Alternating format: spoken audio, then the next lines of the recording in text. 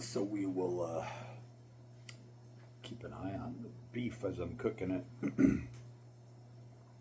But I wanted to talk about and do a number two on and a lead in to this titled Cosmic Dread. Um, so it's going to become, not that it already isn't, but it's going to become public,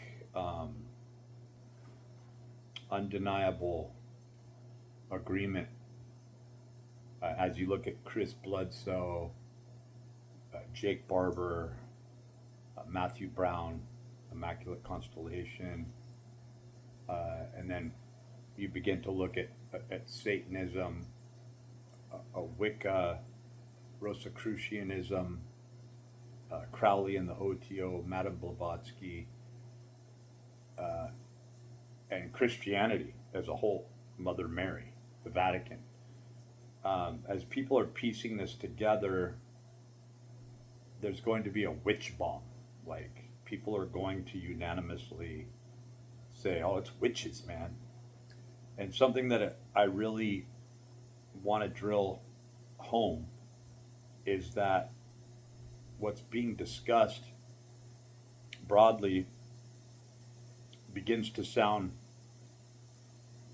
insane because you'll know people who dabble in tarot or practice witchcraft on some level.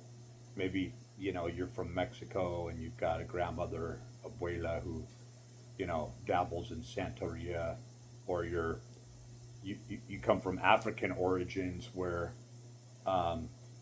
or the deep South, right, where you've got the voodoo and the hoodoo, or the Zulu. You've got these different witch doctors and magical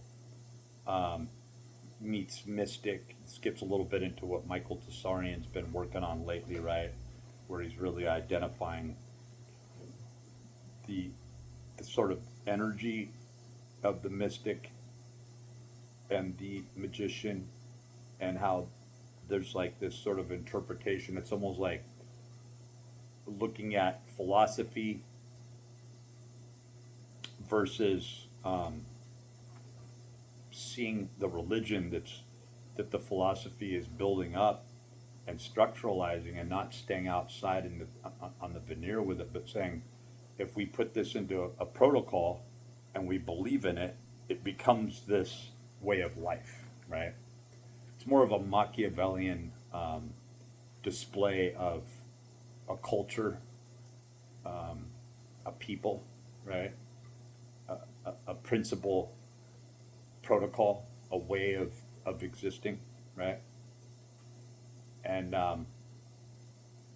the whole idea behind Tertullian's, the soul is inherently Christian kind of thing, right?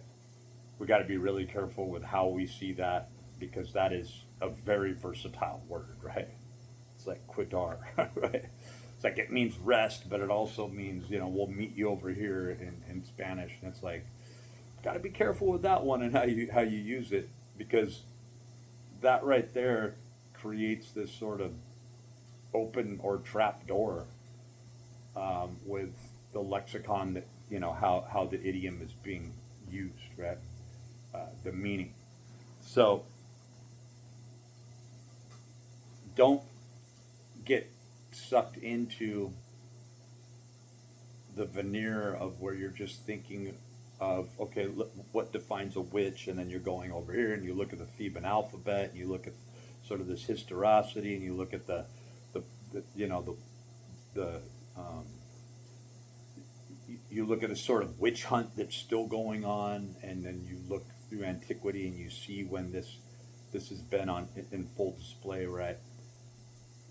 It's the cosmic witch, and the cosmic witch represents an algorithm or a steady state of behavior that really is the female's way of capitalizing on survival, right? And so on the surface, it looks like it's completely benign, right? You start out with this article, it's like a girl's got to survive. The same thing with these these so-called druids, these faux druids, which are, the Masons, where a man's got to survive, right? Otherwise, he's not a man. A woman's got to survive, otherwise, she's not a woman. And in this, somebody has to be sacrificed, right?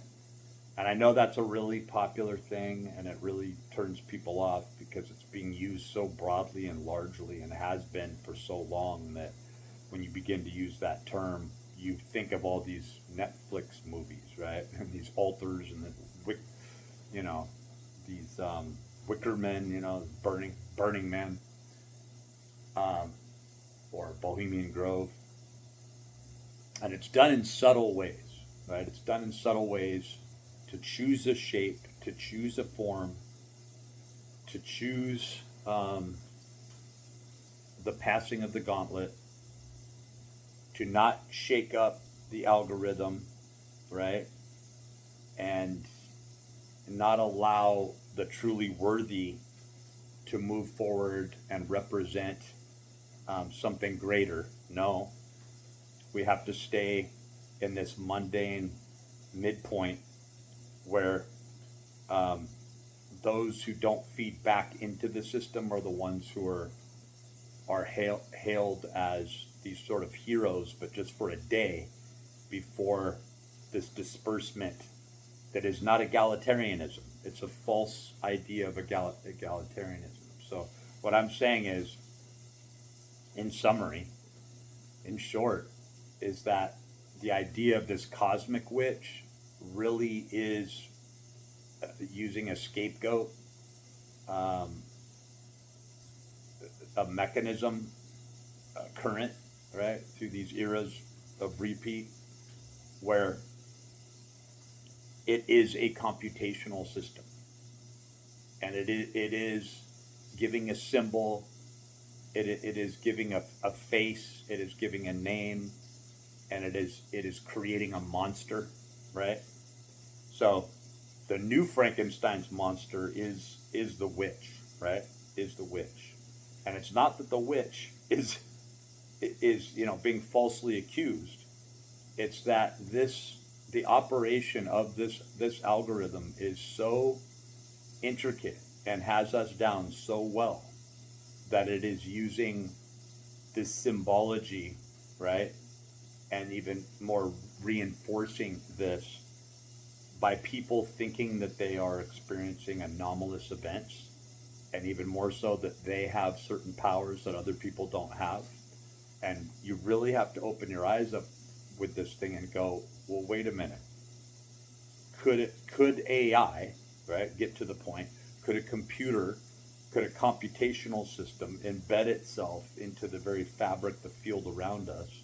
Is that not what we are when we're looking at the very algorithms that we represent? But I'm burning this meat over here, and I got to get to it. But there's that one.